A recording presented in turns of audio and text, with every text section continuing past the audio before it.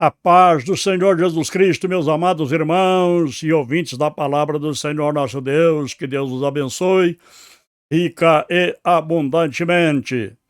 Nós estamos aqui mais uma vez para pregarmos a palavra do Senhor nosso Deus. Mas não se esqueça de deixar aí o seu like, o seu comentário e, se puder compartilhar, compartilhe aí com seus amigos para que todos possam ouvir a mensagem da palavra do Senhor. E também vos convido para fazer uma visita, conhecer o blog do meu irmão em Cristo, Geraldo Barbosa. O seu blog tem o título Pregando a Verdade. Pregando a Verdade é o título do seu blog. Você vai encontrar muita coisa boa ali, tem muitos estudos da palavra do Senhor ali para edificar a sua vida espiritual. Tá bom? Não se esqueça de fazer uma pesquisa aí no Google para que você possa encontrar o blog do meu irmão em Cristo, Geraldo Barbosa, Pregando a Verdade. Eu encontrei um vídeo, irmãos, no YouTube, dos meus irmãos em Cristo, Valcir e Dione. Eu não os conheço pessoalmente, conheci aqui através da internet, né, do YouTube. Eu vi o hino deles que foram postado e eu gostei muito deste hino. E eu vou rodar este hino aqui no meu vídeo. Se caso o irmão Valcir e a irmã Idione achar que a gente postar o vídeo deles aqui vai lhes prejudicar, entre em contato conosco e eu estarei tirando o vídeo. Tá bom? Em nome do Senhor Jesus. Eles vão cantar, de autoria de Alceu Pires, o hino intitulado No Arrebatar da Igreja. Vamos ouvir os nossos irmãos Valcir e Idione. Ouvir e assistir. Mais uma vez com vocês, Valcir e Dione, para alegrar os vossos corações, né? Que bom que você está aí do outro lado, curtindo, né? Mandando um coraçãozinho, abençoando a nossa vida aí, né? E um abraço para todos vocês. Receba essa canção que vai tocar no profundo da alma de vocês, porque é Deus que exalta, é Deus que faz o milagre. Povo amado, povo querido, que Deus abençoe a todos e nós vamos cantar esta linda canção a pedido, o arrebatamento. Vamos lá!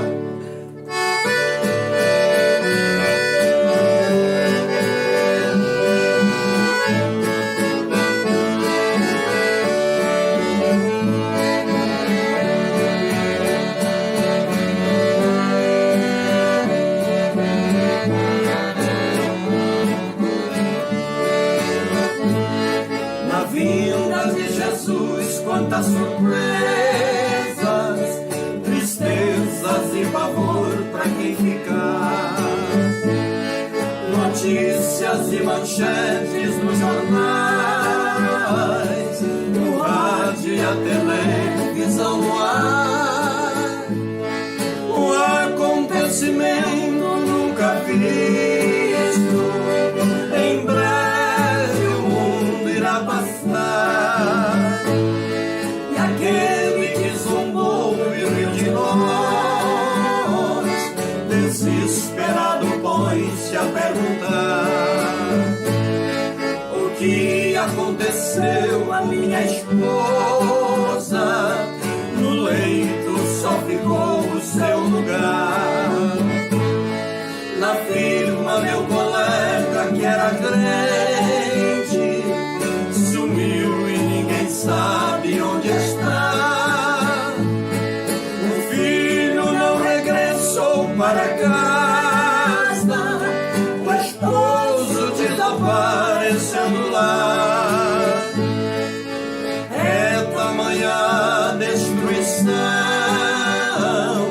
desastres pela terra e no ar.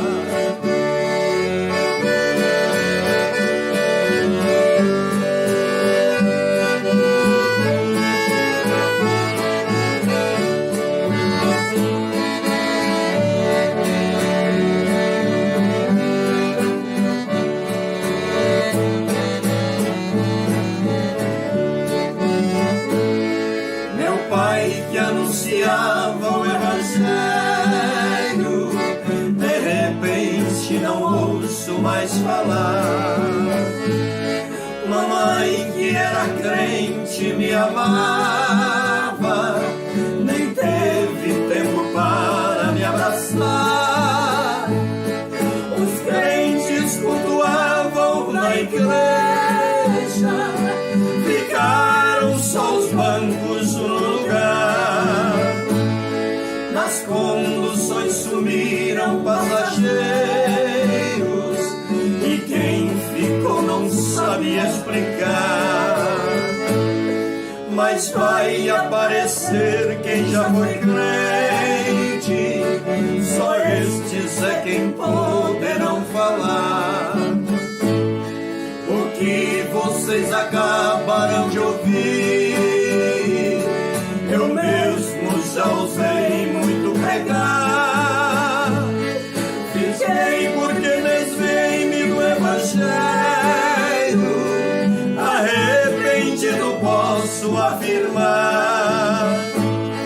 Foi Cristo que arrebatou a igreja, feliz foi quem estava a esperar. É Cristo que arrebatou a igreja, feliz foi quem estava a esperar.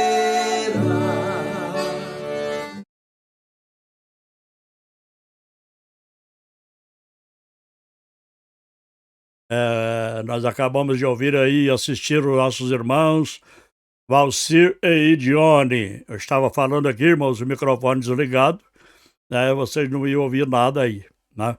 Mas nós acabamos de ouvir aí o Valcir e Idione cantando este maravilhoso hino do Alceu Pires no Arrebatar da Igreja.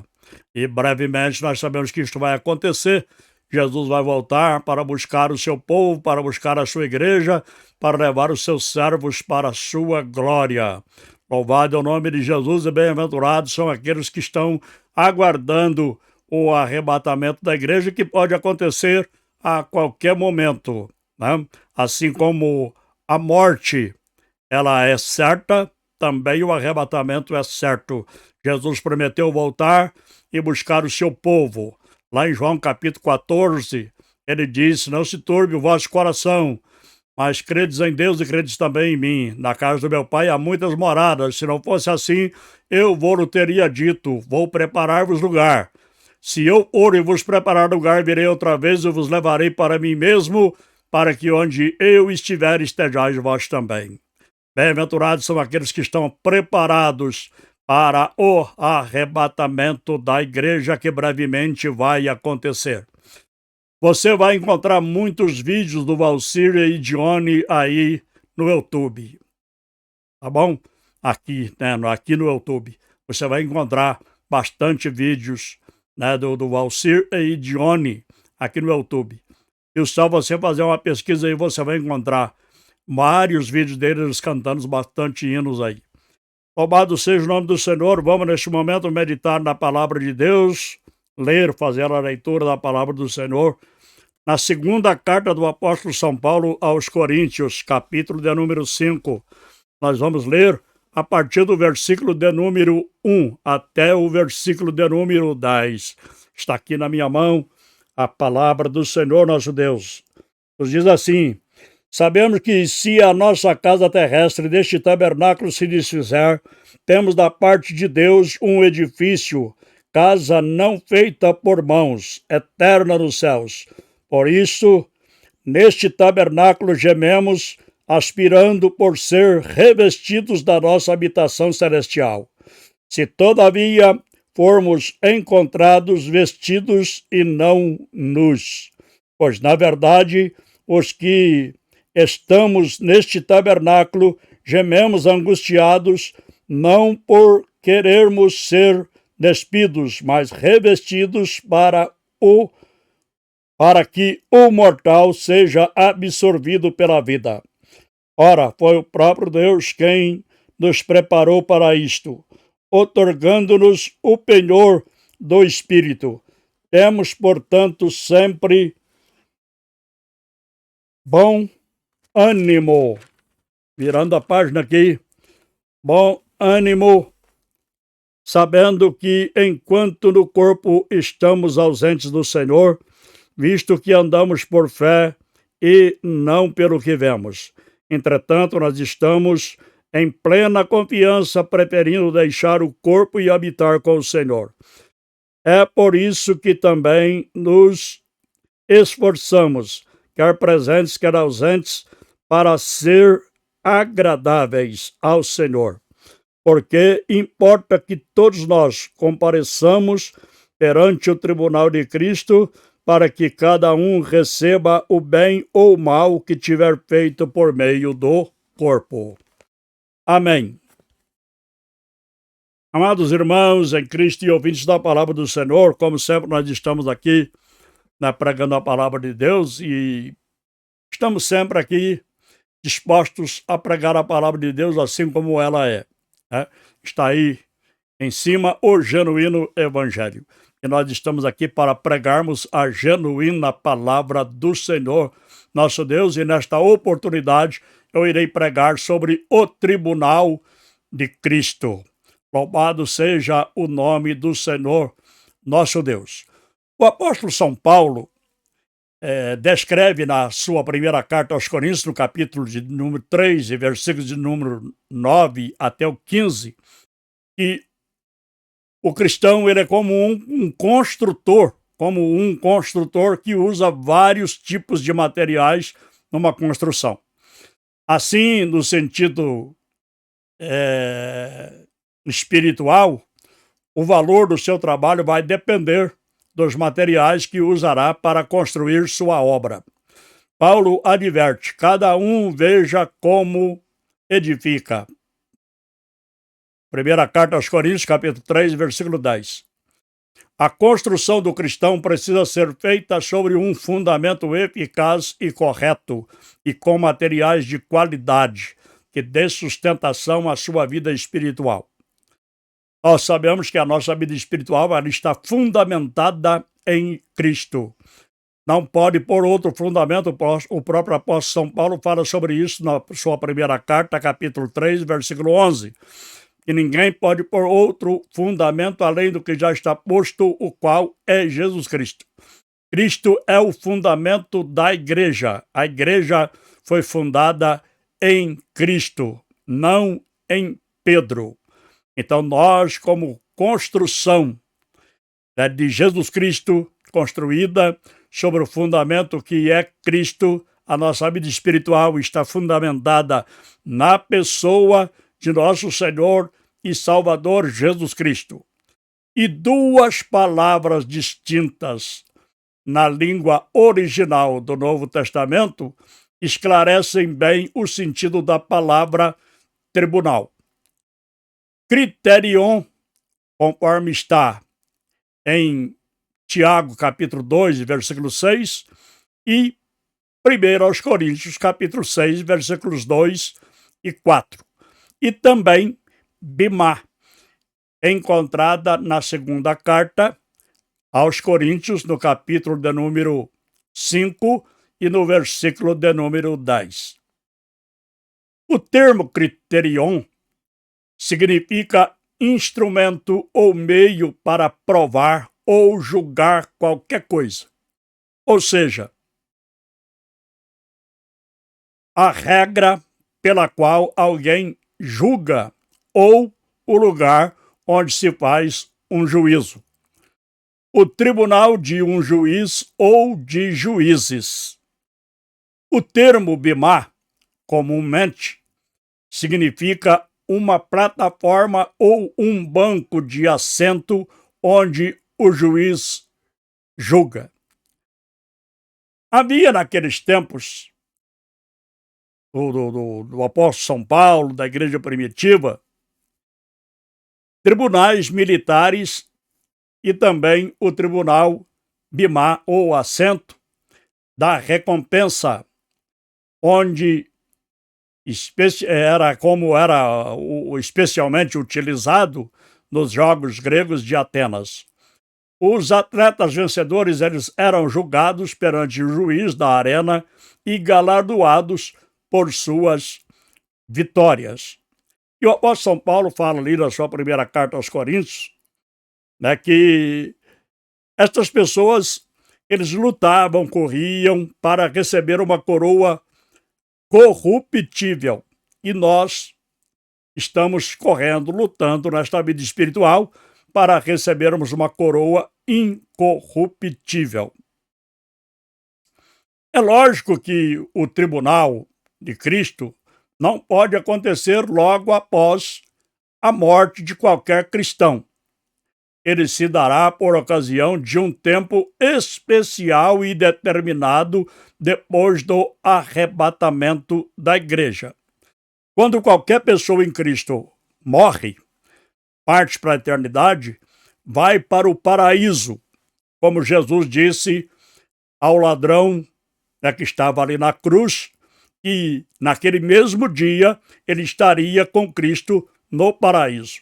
Então, quando uma pessoa que serve a Deus parte para a eternidade, morre, ela vai para o paraíso aguardar o arrebatamento da igreja, enquanto que com aqueles que não servem a Deus, não acontece da mesma forma. Eles vão para o Hades, né, que é o inferno temporário ou inferno transitório. Então, não há texto específico, irmãos, na Bíblia, que indica que uma vez a igreja arrebatada até as nuvens, nos ares, a instalação do tribunal de Cristo inevitavelmente terá de ser no céu, nas regiões celestiais. E o que eu já disse, não há um texto, né, na Bíblia que fala onde onde será o tribunal de Cristo. Mas, lendo a palavra de Deus, nós podemos observar que o tribunal de Cristo terá de ser no céu, nas regiões celestiais. E quem será julgado no tribunal de Cristo? Quais são os sujeitos desse tribunal? Indubitavelmente, as pessoas julgadas nesse tribunal são os santos remidos por Cristo. O texto de 2 Coríntios, capítulo 5, versículos de 1 a 10, onde nós lemos, fala daqueles que lutam nesta vida para alcançarem o privilégio de serem revestidos de uma habitação espiritual no céu. Não haverá discriminação nesse lugar. Só entrarão os salvos, os remidos. Não haverá lugar nesse tribunal para julgamento condenatório. Portanto, os cristãos, os salvos, vão comparecer ante o tribunal de Cristo para serem julgados, não para saber se estão salvos ou não. Ali não é um julgamento condenatório, mas é um julgamento para que cada um receba a sua recompensa segundo o seu trabalho para Deus aqui nesta terra. Cada um receberá a sua recompensa segundo as suas obras. O apóstolo São Paulo, ele declara que o exame das obras dos crentes será realizado perante o Filho de Deus. Então, o Filho de Deus é que será o juiz ali neste julgamento. Na segunda carta de Paulo aos Coríntios, no capítulo 5, versículo 10, ele fala que todos nós temos que comparecer ante o tribunal de Cristo. É para que sejamos julgados ali, para recebermos de Deus, de Cristo, a nossa recompensa. O próprio Jesus falou que todo juiz ou todo juízo é colocado nas mãos do Filho de Deus.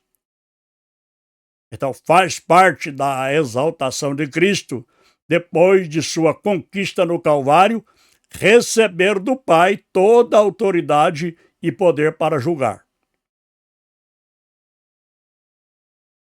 É claro, irmãos, que Não se trata, como eu já disse, de examinar quem será salvo ou não.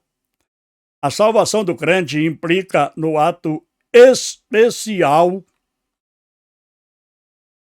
da misericórdia divina mediante a aceitação da obra expiatória de Cristo e a sua manutenção enquanto ele estiver neste mundo. Todo crente está livre do juízo se permanecer fiel até o fim. Isto é, do juízo final. Mas nós iremos comparecer ante o tribunal de Cristo. Na carta do apóstolo São Paulo aos Romanos, no capítulo 8, versículo 1, fala que não há condenação para aqueles que estão em Cristo Jesus. E também, lá em João, capítulo 5, no versículo de número 24, 1 João, capítulo 4, versículo 17. Então, o julgamento não tratará da questão do pecado, não tratará de condenação, uma vez que o pecado já foi abolido na vida do crente e por isso ele estará no céu. Isto é, nós já fomos lavados e remidos pelo precioso sangue de nosso Senhor e Salvador Jesus Cristo. O apóstolo Paulo mencionou 6 diferentes materiais que figurativamente representam os elementos que empregamos na construção da nossa vida cristã. Isso está na primeira carta de Paulo aos Coríntios, conforme eu já citei, no capítulo 3, a partir do versículo de número 11. Os materiais são indicados como ouro, prata, pedras preciosas, madeira, feno e palha. Os 3 primeiros são resistentes ao fogo do julgamento de Cristo. E é o ouro, a prata e pedras preciosas. Os 3 últimos são frágeis e não resistem ao juízo do fogo, madeira, palho e feno. O tribunal de Cristo avaliará os materiais que temos utilizado na construção do edifício da nossa vida espiritual enquanto nós estamos vivendo aqui neste mundo. As obras feitas com madeira, feno, palha serão manifestas naquele dia e o galardão será consoante a avaliação divina. Os materiais de madeira, feno e palha são inflamáveis e perecíveis. Por isso, tudo que for construído com eles não subsistirá. São coisas que o fogo consome com facilidade, né? Palha, feno, que é graveto de lenha, né? Ramo seco, né? Nós podemos citar aqui, que são fenos, são feno, né? Então, madeira, palha e feno são coisas que consomem muito fácil com madeira, com fogo, aliás, com fogo. Madeira, palha e feno são consumidos com facilidade pelo fogo, mas ouro, prata e pedras preciosas não são consumidos. Então, existem ali 6 tipos de obras, né? 6 tipos de obra: ouro, prata, pedra preciosa, madeira, palha e feno. 3 que subsistem, permanecem no fogo. O fogo pode arder, pode estar quente como for, ardendo ali, mas não são consumidos. Ouro, prata e pedras preciosas. Mas os outros 3, madeira, palha e feno, o fogo consome com muita facilidade. Então, as obras praticadas pelo crente serão submetidas ao julgamento naquele dia para se determinar se são boas ou más. Eu vou explicar o que é este má aqui.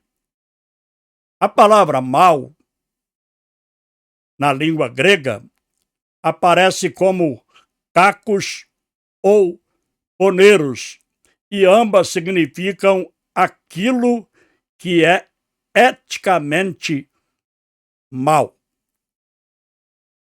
Porém, a palavra poneros, além de denotar maldade, tem o sentido de se estar praticando alguma coisa de total inutilidade. Existem muitas obras que às vezes a gente pratica, ou muitas pessoas praticam aqui, né, para Deus, na obra de Deus, e na realidade são palha, feno, madeira. São coisas inúteis que não têm valor algum para Deus. Portanto, o que Paulo entendia como obras más era a prática de coisas sem utilidade alguma, feitas com materiais espiritualmente imprestáveis. No texto de 1 Coríntios, capítulo 3, versículos 14 e 15, está declarado que haverá dois resultados finais do exame: a prova do fogo das obras manifestas, o recebimento e a perda da recompensa. Isto é, vou deixar claro, se as obras permanecerem quando forem provadas no fogo, a pessoa que as praticou receberá galardão, receberá recompensa. Mas se ela se queimar, não vai receber recompensa. Então eu quero deixar claro aqui, há vários cristãos, muitos cristãos, que vão receber galardão, e outros, ainda que seja salvo, que vai ser salvo, não receberá galardão. Isto a palavra de Deus nos deixa bem claro. Você pode ler aí na primeira carta de Paulo aos Coríntios, no capítulo de número 3, versículo 14 e 15, que fala que se a obra de alguém permanecer, ele será recompensado, mas se ela não permanecer, sofrerá detrimento, mas todavia será salvo como pelo fogo. Você pode ler lá na primeira carta, no capítulo 3, versículo 14 e 15, você vai confirmar isto que eu estou falando aqui. Então eu vou falar agora sobre a perda da recompensa. Esse fogo nada tem a ver com o fogo do Geena. O fogo do tribunal de Cristo é figura da luz que revela as impurezas, ou seja, a purificação. Portanto, as obras feitas por impulso carnal e para a ostentação da carne não suportarão o calor do fogo de Deus. Por mais bonitas que sejam, serão desaprovadas. As obras praticadas com materiais indestrutíveis na prova do fogo serão dignas de recompensa final. O Novo Testamento apresenta várias recompensas, mas destaca algumas relativas às atividades especiais. O próprio Senhor Jesus, juiz desse tribunal, é quem fará a entrega dos prêmios, galardões e recompensa.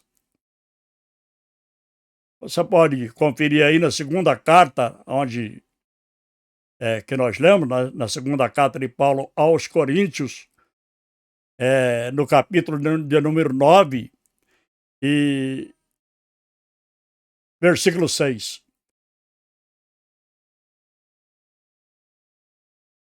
Nós vemos, por exemplo, que lá, irmãos, na segunda carta de Paulo aos Coríntios, capítulo 9 e versículo 6, deixa bem claro que o juiz, Jesus Cristo, ele vai nos recompensar. Então, Jesus Cristo, ele é o juiz, estará assentado ali no trono, no tribunal de Cristo, e ele fará a entrega dos prêmios, galardões e recompensa. Isso está na segunda carta, já citei aqui, volto a repetir, segunda carta do apóstolo São Paulo aos Coríntios, capítulo de número 9, versículo 6.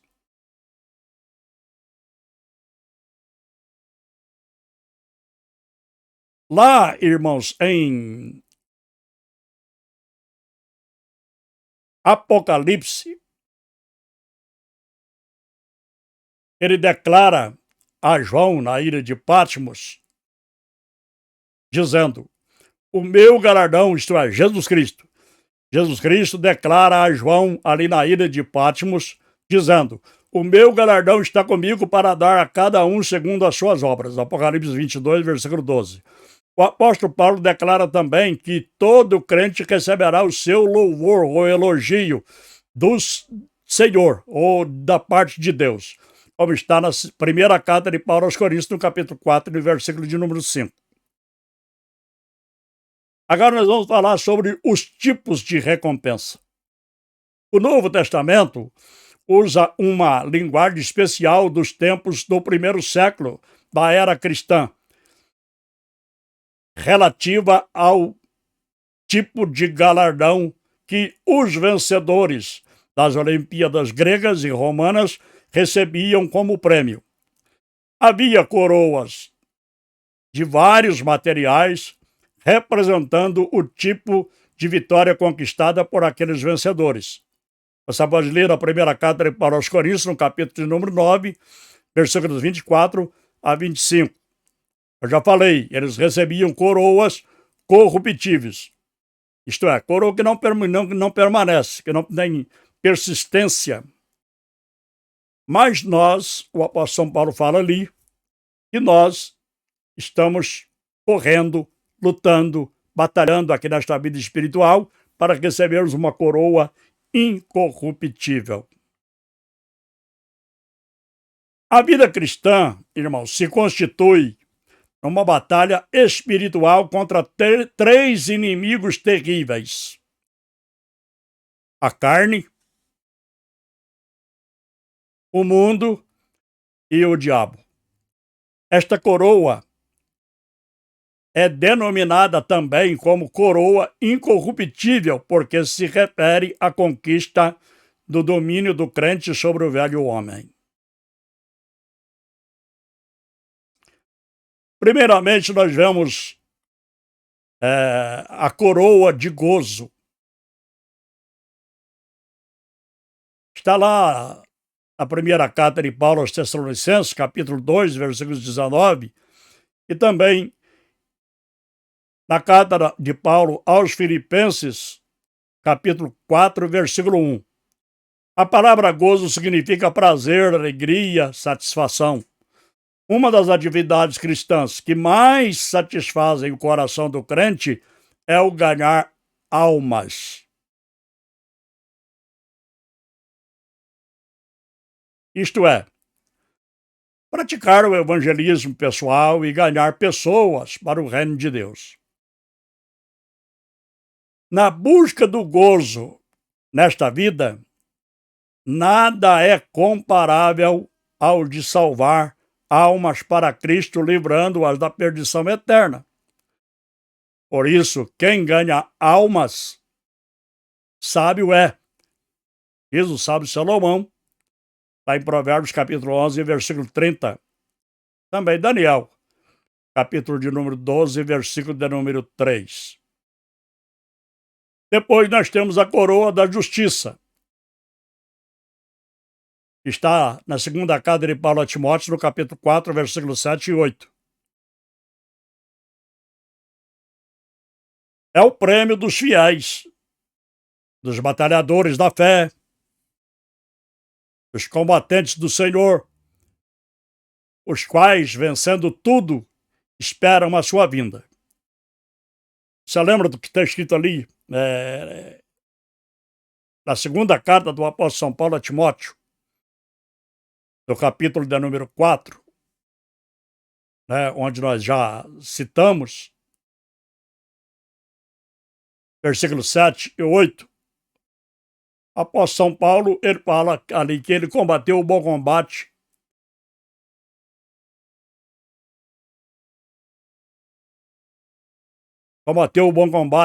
acabou a carreira e guardou a fé. Aí ele disse assim: agora me resta aguardar a coroa da justiça, que o justo juiz me dará naquele dia, e não somente a mim, mas a todos quantos amarem a sua vinda. Então, como eu já disse aqui, é para aqueles que foram batalhadores aqui, combatentes do Senhor, os quais, vencendo tudo, esperam a sua vinda.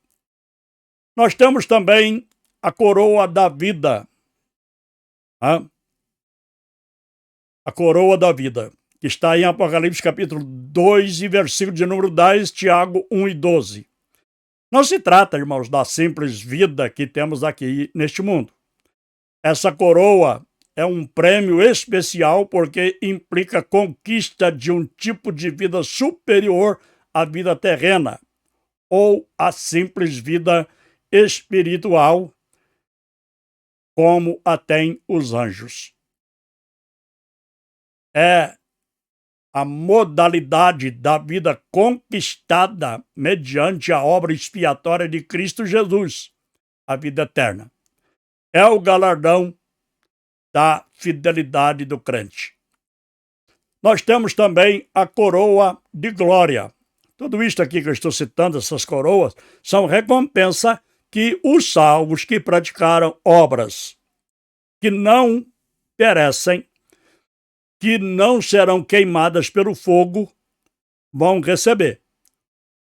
Os que praticaram obras que serão consumidas ali pelo fogo, obras do tipo palha, feno, madeira, não vão receber recompensa.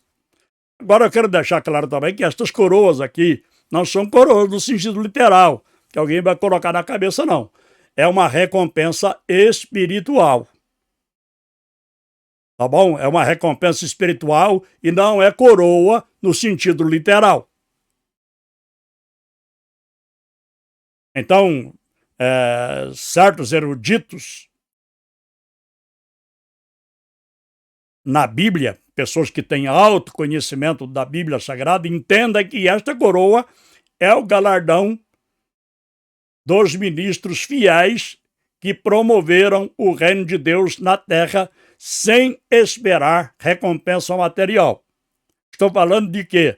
Da coroa de glória. Estou falando da coroa de glória, que será uma recompensa para os ministros fiéis que promoveram o reino de Deus na terra sem esperar recompensa material. Infelizmente, existem muitos, né, que não vão receber esta coroa de glória. E,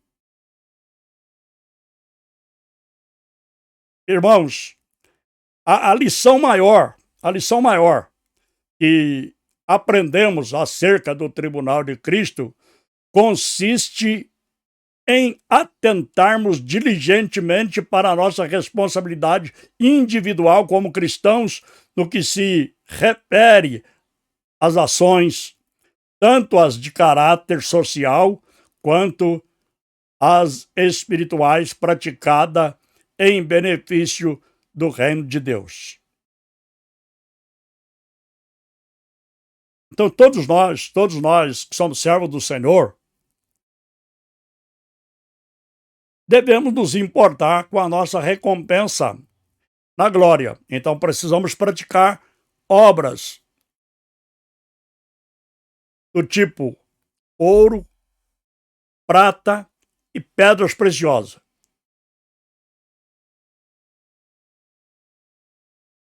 Obras que são persistentes, que não perecem, que não se queimam. E nós temos, irmãos, Primeiro, eu quero dar uma rápida explicação aqui sobre a coroa da vida. Esta coroa é mencionada 2 vezes nas Escrituras. Eu já citei, mas estou repetindo. É chamada frequentemente a coroa de mártir, a coroa que será dada pela fidelidade até a morte. Porque lá em Apocalipse 2:10 está escrito: ser fiel até a morte e dar-te-ei a coroa da vida. Nós temos também, vou falar aqui um pouco sobre a coroa incorruptível. A coroa incorruptível, coroa que não se corrompe. Esta coroa é mencionada em 1 Coríntios capítulo 9, versículos 25 a 27. O contexto mostra que Paulo está falando de serviço e recompensas. Ele está nos contando o que fez por amor ao Evangelho para ganhar pessoas para Cristo. Nós temos A, B, C, aqui agora, a terceira coroa, a coroa da alegria. Esta é a recompensa para o ganhador de almas. As pessoas que levamos ao Senhor Jesus Cristo serão nossa coroa de alegria na sua vinda. Isso está lá na primeira carta de Paulo aos Tessalonicenses, no capítulo de número 2 e no versículo de número 19. Quarto, nós teremos a coroa de glória. Está na primeira carta do apóstolo São Pedro, capítulo 5, versículos de 1 a 4. Esta é a recompensa de Cristo para quem alimenta o rebanho. A recompensa do sumo pastor para todos os fiéis pastores subordinados a Cristo, a Deus. Quinto, a coroa da justiça. Está na segunda carta de Paulo a Timóteo, no capítulo 4, versículos 6 a 8. Esta coroa é para quem mostrar uma verdadeira alegria diante da volta do Senhor Jesus Cristo, através de viver uma vida justa. Portanto, vamos continuar servindo a Deus fielmente, confiando no Senhor, aguardando o arrebatamento da igreja, né? Como eu já disse, brevemente vai acontecer. Isto é algo iminente. Vai acontecer. E está prestes a acontecer. Jesus voltar para buscar a sua igreja, para buscar o seu povo. E a verdadeira igreja. A verdadeira igreja, ela não tem um título denominacional, não é um patrimônio, não é um império, como a gente vê hoje, né? Infelizmente, na parte da terra. E também não é nenhuma igreja evangélica em si, e nem a igreja católica. Essa igreja é uma igreja que está espalhada pelo mundo todo. Pelo mundo todo. Existem cristãos espalhados pelo mundo inteiro e eles compõem a igreja que Cristo vai arrebatar. Não é religião que salva, não é placa que salva, quem salva é Jesus. E Jesus virá buscar este povo que ele salvou, que ele libertou pelo poder do seu sangue, do seu sacrifício realizado na cruz do Calvário. Portanto, que cada um de nós possamos permanecer fiéis na presença de Deus e sempre procurando construir obras, realizar obras que vão permanecer. como ouro, prata e pedras preciosas, para que quando nós formos arrebatados e levados para o tribunal de Cristo, nós possamos receber a nossa recompensa. Deus te abençoe. Muito obrigado pela sua atenção. Muito obrigado por assistir o nosso vídeo. Que Deus continue derramando as suas bênçãos sobre a sua vida, sobre a vida da sua família. E, se Deus quiser, nós estaremos voltando na próxima oportunidade para a ministração de mais uma palavra do Senhor. Deus vos abençoe. Fiquem na paz do Senhor Jesus. Amém.